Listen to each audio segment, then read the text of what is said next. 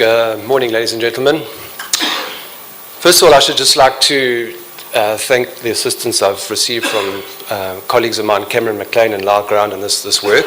So essentially what this is about, and I should perhaps preface by saying that I consider myself to be a weekend botanist. So most of the week I'm sort of emails and shuffling papers on my desk, leave forms and the like.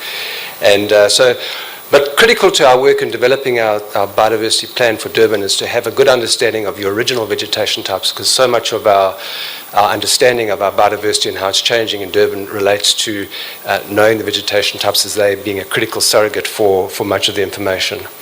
So, as you've probably heard a number of times in the last couple of days, we're producing a fine-scale biodiversity assessment, and we need an historical map to inform a whole range of things. When we map our current land cover, we want to map it relative to what possibly was there historically. We need to know how much we originally had, so when we start setting targets, we know what sort of land areas we're talking about, and to understand how much we've lost, we need to know what the original extent was. We found that looking, quite quickly, if you look at, and this is not just fairly obvious, but if you look at national and provincial maps, that they're simply not adequate at a local government level. And some of the things Felicity talked about, when you try and look down at the level of an earth, which is where people are actually interested in how this translates and relates to their lives, those maps are simply mapped at different scales. So our mapping in Durban is happening at a scale of 1 in 5,000, and by way of example, most of Messina and Rutherford's mapping was done at 1 in 250,000, so there's quite a big difference.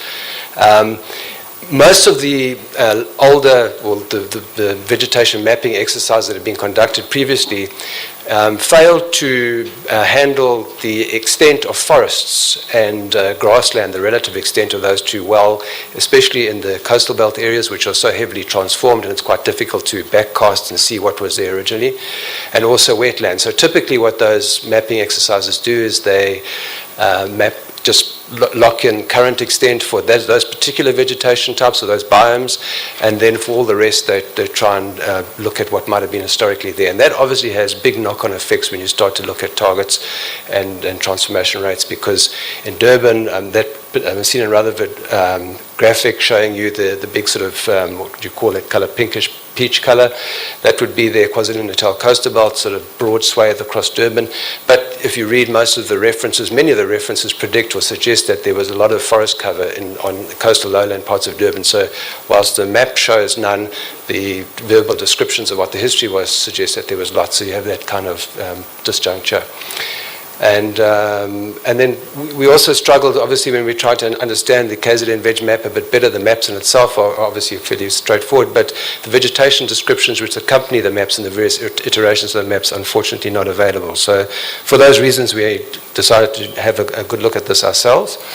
And just by way of example, so what you have, and this is a scale thing, obviously, and a conceptual difference, but just to give you a sense, those particular images are taken from Inanda Mountain, just north of the Inanda Dam. So in our current vegetation land cover mapping, we've got on the left-hand side, we recognize to the left, Eastern Valley Bushveld, a bit of scarp forest in the dark patches in the middle, and then on the right, KwaZulu-Natal sandstone sulphur, a grassland type. The veg map for KZN, and granted done at a different scale, obviously has different delimitations. The areas are different, but also they have different concepts.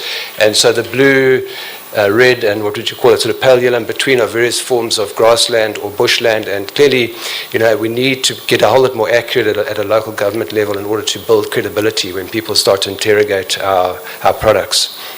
So what are the inputs? Now, we didn't go out and do sampling. We simply don't have that time at this point, although obviously that's an opportunity to improve in the future. The first instance, we selected a baseline day. So you need a baseline, against what is history we're talking about. So we decided to use 1850 as our baseline, and the reason for that is that European settlers arrived in Durban in 1824. For the first 25 years or so, they had probably relatively little impact, and thereafter sugarcane arrived in 1848, 1849 in compensation, and then it was just rapid transformation to sugarcane thereafter. So prior to 1850, we're saying that the influence of European settlers, I'll come back to Iron Age folk spoke a bit later, was limited. Obviously, we consulted national and provincial maps and various references. And again, local government practitioners, it's quite hard to get hold of those references directly, so I have to rely on my younger colleagues who are still registered at universities. Please, can you download this and give it to me and that sort of thing. So it's a bit of a challenge. We don't have access to these things.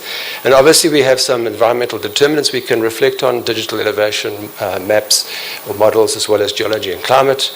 And then at the time, we were assuming that fire was a very significant determinant in that landscape. So you can read written historical accounts where fires burnt right from the Drakensberg to the coast, literally in one big swathe. So we're talking quite big fires. That's obviously not the case anymore. A very key source, although we haven't had an opportunity to interrogate in great detail yet, because the layer is just ready, was to get the full 1937 aerial cover, which is the earliest aerial cover for Durban. And it was about 3,500 images, which have been stitched together and created into, I think it's an ECW layer, maybe you'll know. But anyway, so we'll be mapping that and looking at whether the model that we're developing in our head, in fact, matches the maps, although we have looked at about 70 or 80 individual images to build the current model I'm talking about.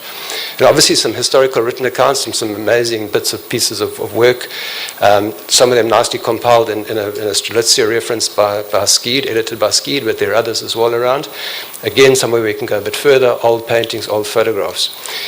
So as a first starting point, just to quickly reflect on one or two of the determinants, obviously physiography, and it's not really that easy to see. Unfortunately, these projectors battle with some of these images, but essentially Durban's made up of three key sort of physiographical regions. You've got the coastal lowlands, so Durban itself up to those of you who've been there, that's a significant kloof scarp area where you get the beautiful big Natal group sandstone scarps, and then a coastal hinterland from there to about 450 meters, that scarp at the top point of it, inland to about 900 meters, which is about our highest point in Durban. And then our significant river valleys, in particular the Mgeni system, that's the big one. So the key point there is our 450 meter contour we see is a very key tipping point in terms of which vegetation types or the location of our vegetation types. So just quickly to reflect on some of the other variables. So temperature, just the obvious thing being the red being the hotter parts of the city over the course of a year, the coastal parts being the warmest, obviously, and that's pretty obvious because of maritime climate, but then also the big valleys, and particularly Mgeni because of the insulation effects, so the heat being trapped in those valleys, and then clearly above that black line being the sort of black tracery being our 450 meter contour, clearly a temperature change above the 450 meter contours, that's very significant. In terms of geology, we've got quite an exciting and dissected and complex geology, and I'm not a geologist, I'm learning fast. But essentially, you've got quite significant areas. The purple bits in our valleys are granites and gneisses, basement granites and gneisses, a billion years old. The sort of mustardy colors are Natal group sandstone, 490 million years old sedimentary rocks. And then the sort of greenish colors are dwicatilites, which would have been on top of the Natal group sandstone. And then a whole bunch of other bits and pieces, the sort of multicolored stuff in the top right-hand part of the image, which is your dolerites and Freyheit formation, shales and sandstones and Eka shales, etc. And all of those that sort of juxtaposition caused through sort of very complex faulting events. So you often have, sort of ironically, you have at the lower altitudes geologies which actually were laid over the top of the basement granites and Natal group sandstones. And then just if we look at quickly on the rainfall stuff, there's not too much to be said about the average rainfall across the city. Just suffice to say that obviously the deeper river valley like the Mgeni, there's a significant drop-off in the rain that gets there due to rain shadow effects. And then on the right-hand image, I think a bit more relevant is that we've got our seasonality of rainfall, and we see that the pale bits are the bits of the city which receive very little seasonality or less seasonality. And you try and burn coastal grass, and it's quite difficult because you get rain pretty much all through the year.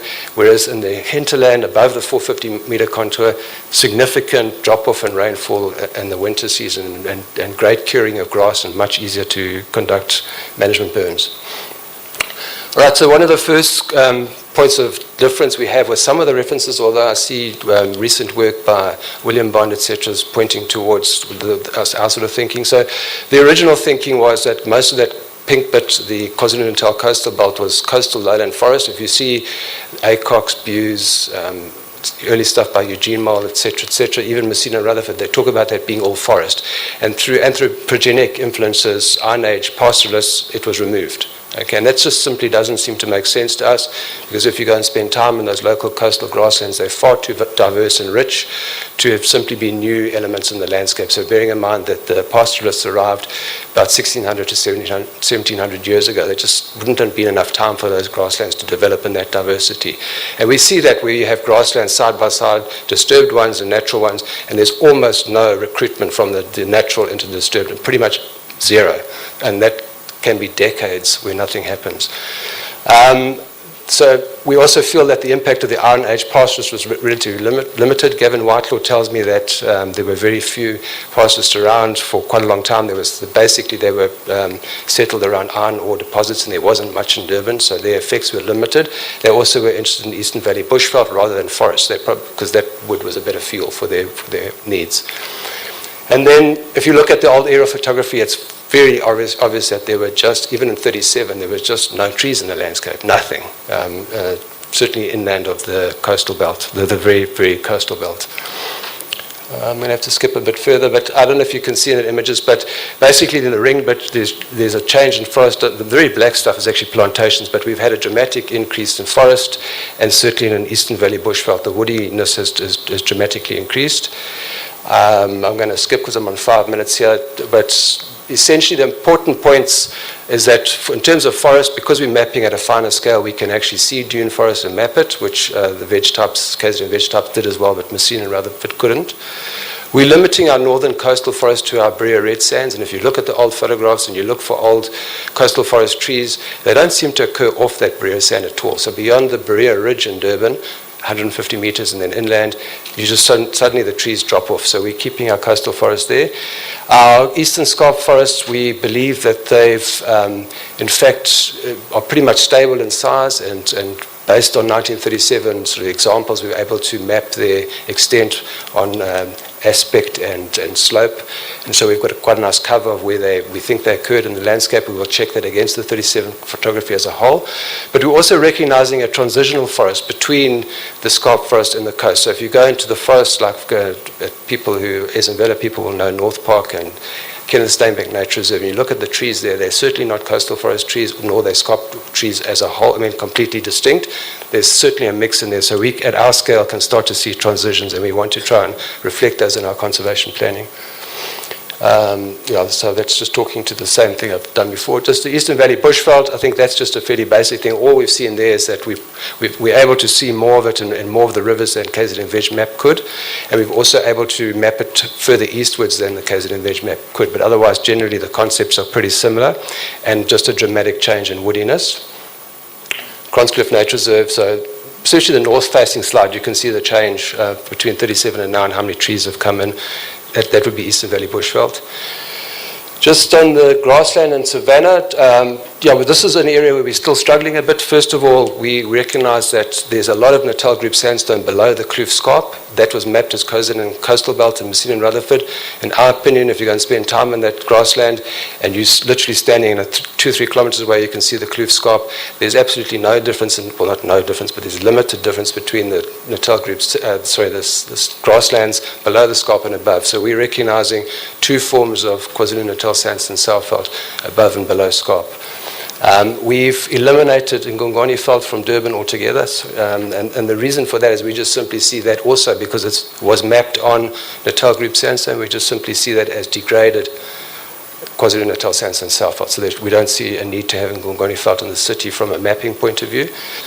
So yeah, in a summary, that's the sort of whistle-stop tour of our exercise so far, and as I mentioned at the beginning, would really welcome any comments, assistance, constructive criticisms, either right now or afterwards, or even in the future. If you have inputs you'd like to make, we would enjoy getting them and getting the model better and better. Thank you very much.